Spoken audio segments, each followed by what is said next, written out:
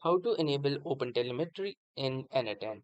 So hey guys, welcome to this tutorial. In this tutorial, I'm going to guide you how you can quickly enable the OpenTelemetry in n8n. So for that, the first thing that we're going to do is simply launch our n8n instance. Since I'm running it locally, I have launched my localhost instance of n8n.